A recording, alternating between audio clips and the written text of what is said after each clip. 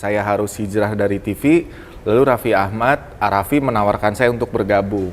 Cita-cita saya mau jadi YouTuber. Cita-cita saya mau jadi selebgram. Kita ciptakan konten yang berbeda daripada yang lain. Kalau mereka sudah ada di belakang, kita sudah duluan.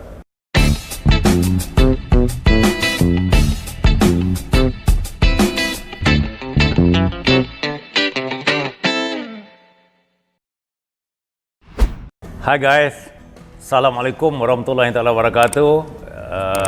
Selamat kita bertemu kembali dalam acara Ngopi Barang bersama dengan Pak Razi. Hari ini guys, kita kedatangan seorang tetamu yang low profile tapi high income.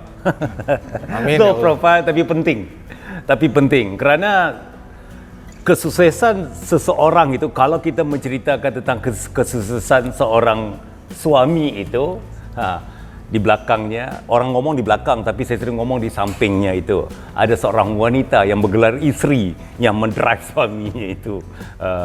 Tapi kalau kesuksesan sesebuah perusahaan itu, seseorang itu ada seorang tokoh yang penting yang memainkan peran, tapi kadang-kala ini tokoh ini tidak dikenali. Ini saya bicarakan seorang sosok yang low profile tapi very important kepada orang-orang yang telah sukses itu. Jadi inilah dia guys. Hari ini kita membawa satu topik yang cukup luar biasa. Everybody, semua orang menceritakan tentang sosmed, social media. Ini salah satu yang saya senang Indonesia ini. Yang panjang jadi ringkas. Kalau orang-orang yang nggak ngerti datang ke Indonesia, pasti dia akan faham. Sosmed. Kadang-kadang bila sosmed itu kita ingat soulmate. Ini bedanya. Bagaimana caranya meviralkan sosmed? Semua orang ingin social medianya menjadi viral. Tapi bagaimana caranya menjadikannya itu viral? Sebab itu saya bilang pada hari ini kita kedatangan seorang tamu yang guys harus ikut. Ia ikut belajar, ambil pengalaman beliau. Semoga insya-Allah semua social media ini nanti akan menjadi viral dan Indonesia akan menjadi social media yang cukup viral, bukan Indonesia saja, malahan di seluruh dunia nanti. Jadi guys, inilah dia yang mungkin anda mengenali beliau, tapi ada yang belum kenal. Jadi kita ingin memperkenalkan, yaitu saudara Abrar, seorang content creator dan the man behind Rans Entertainment. Jadi sebelum kita ceritakan lebih lanjut tentang Rans Entertainment, peran beliau dalam membuatkan social media menjadi terkenal, bagaimana selebriti yang berada di dalam organisasi ataupun di dalam manajemen beliau ini menjadi cukup viral, kita ngopi-ngopi dulu. Abrar, ya, silakan Abrar, rasakanlah kopi inspirasi. Masya Allah. Kopi inspirasi. Jadi Abrar, kalau kita minum kopi, kita harus terima kasihlah kepada yang menaja sponsor ngopi kita ini, yaitu tidak lain tidak bukan China Bistro yang tidak berada di banyak tempat, cuma berada di lantai 7 Keling Tower ini. Jadi teman-teman yang pernah berkunjung ke Malaysia, khususnya yang kangen kepada teh tarik, roti canai, tom yum, the original tom yum, datang ke lantai 7 ini. Nikmati juadah yang cukup istimewa dan nikmat untuk dirasakan ini. Okey, berbalik kepada topik kita pada hari ini yang dinanti-nantikan oleh audience sekalian, follower kita, peminat-peminat ini tadi. Bagaimana ceritanya Abrar bisa menjadi salah satu man behind Rans Entertainment ini? Kenapa dinamakan Rans Entertainment sebelum itu? Apa maksud Rans itu? Kalau tahu Rans itu past tense of run, lari. Apa maksud Rans itu? Oh iya. Kalau Rans itu sebetulnya ada singkatan, Pak. Ada singkatannya itu Raffi Ahmad Nagita Slavina. Oh, itu maksudnya. Singkatan. Masya Allah. Cuman Raffi karena Ahmad penyebutannya gampang disebut dan gampang diingat, lalu kita brandingkan Rans itu sebuah brand. Seperti itu. Okey. Ini satu soalan yang mungkin Abrar tidak duga soalan ini. Saya suka membuat kaget ini. Apa puncak awalnya sebelum menjadi terkenal? Kenapa orang selebriti macam Raffi Ahmad itu percaya kepada Abrar untuk mengendalikan social media beliau itu tadi? Kalau itu mungkin sebelumnya orang itu mempercayai seseorang mungkin diawali dari kenal gitu Pak ya. Ya. Misalnya saya sama Raffi sama Mbak Gigi itu sudah sekitar, sama Raffi terutama 10 tahun kenal bareng, 10 tahun barengan. Lalu dia tahu kita sering kerja sama, dia tahu bagaimana saya bekerja dengan sistemnya kita bareng, lalu selepas itu baru kita kerjasama. Mungkin diawali dari saya sekitar 9 tahun di televisi, kemudian akhirnya saya hijrah, ada suatu hal saya harus hijrah dari TV, lalu Raffi Ahmad, Arafi menawarkan saya untuk bergabung. Mungkin salah satunya kasihan kali, saya udah nggak di TV lagi, udah kerja sama saya aja gitu. Oh, orang TV rupanya. Saya TV 9 tahun Pak. Gitu ya. Ya di TV saya ngerjain program entertainment, saya ngerjain program dahsyat dan program-program lainnya, jadi secara konten cukup tahu gitu secara konten. Kuliahnya di mana itu? Belajar tentang social media ini di mana? Kuliah saya tuh politik sebetulnya Pak. Politik ya? Saya kuliah di Universitas Padjadjaran Bandung. Lalu ya saya, karena di awal saya rasa saya nggak terlalu suka politik, setelah saya menjalani kuliah 1 semester, akhirnya saya pikir saya harus keluar kampus dan saya nggak mau jadi politikus, lalu saya mau jadi kerja di dunia entertainment. Saya mau kerja di salah satu stasiun televisi nomor 1, saya mau kerja di sana. Setelah saya lulus kuliah, saya ikut tes, lalu saya kerja di sana. Oh, banyak orang yang suka bekerja kalau di Malaysia itu kita ngomongkan tentang jabatan penyiaran, kayak macam di radio, di televisi. Banyak orang yang suka bekerja di tempat-tempat ini kerana untuk menjadi terkenal, untuk bergaul dengan artis. Abra begitu juga ya? Enggak sih Pak. Oh enggak ya, enggak gitu. Beda-beda ya? Iya. Beda-beda ya? Jadi bukan haji bukan kerana untuk jadi terkenal, tidak ya? Bukan. Oh, insyaallah. Mungkin itu jatuhnya, bukan sih Pak, saya enggak gitu sih maksudnya. Ada yang terkenal tuh saya ikut-ikut gitu tuh. Oh gitu ya? Enggak juga ya, kebetulan aja, jadi saya in frame gitu Pak. Jadi gitu. Insyaallah. Insyaallah Pak. Oke. Gini.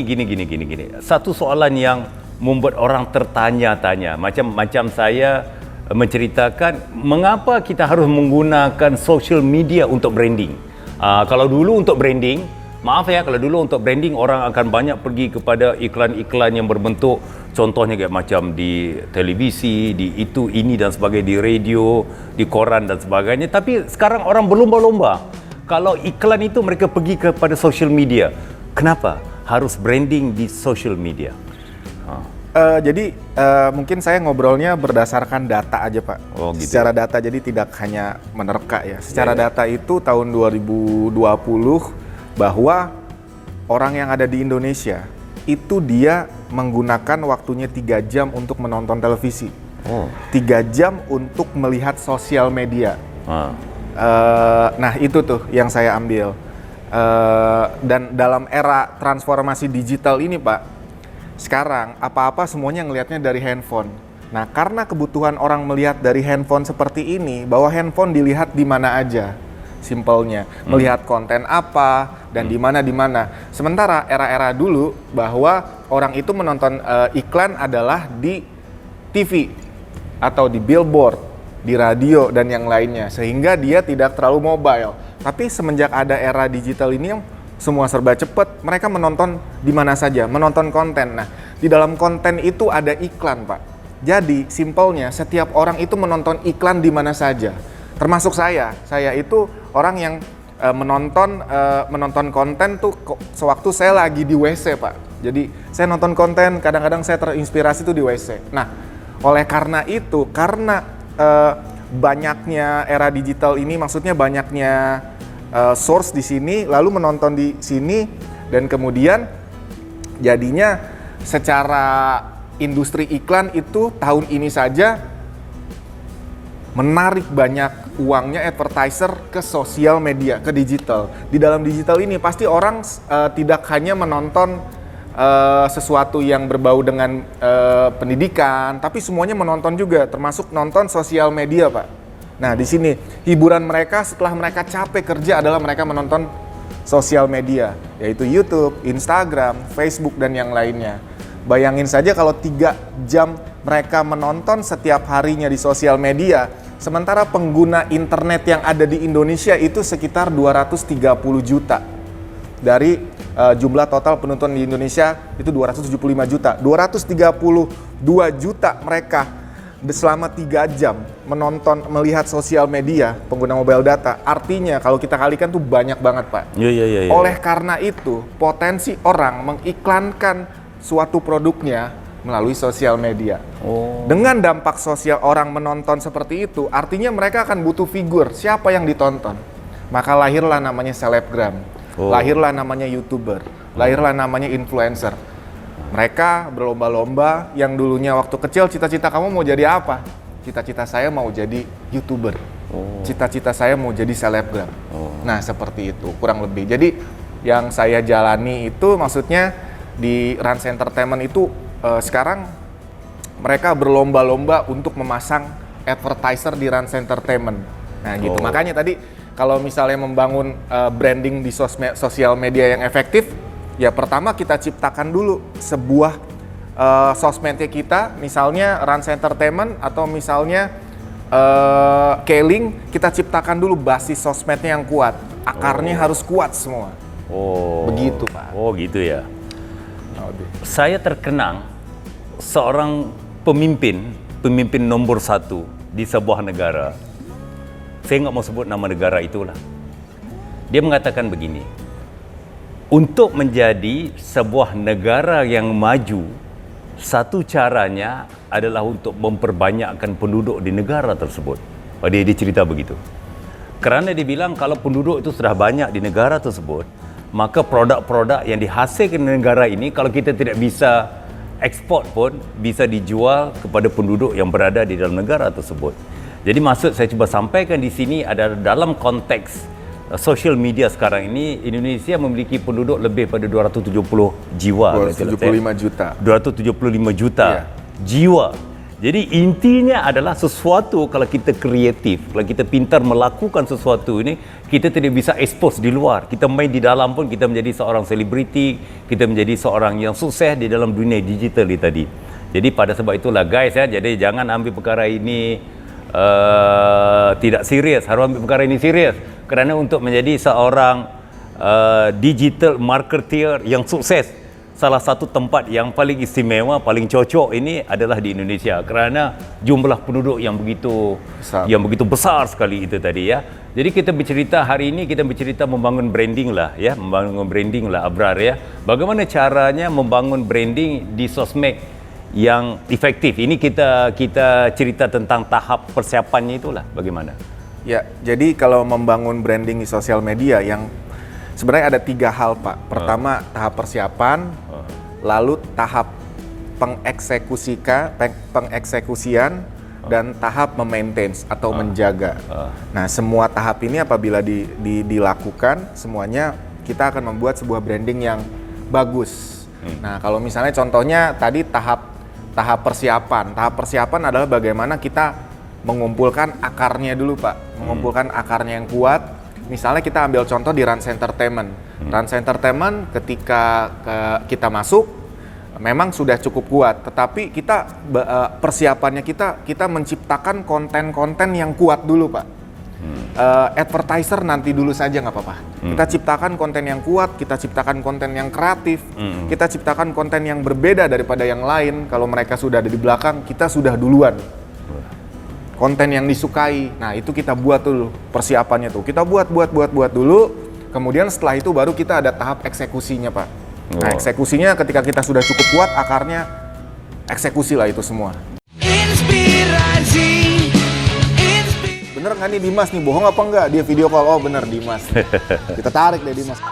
Acting yang lebih bagus lagi, bahkan sampai nanti Dimas main layar lebar, main apa. Maka ketika kita ambil Dimas, wah Dimas ya udah kita akan maintain Dimas sedemikian rupa.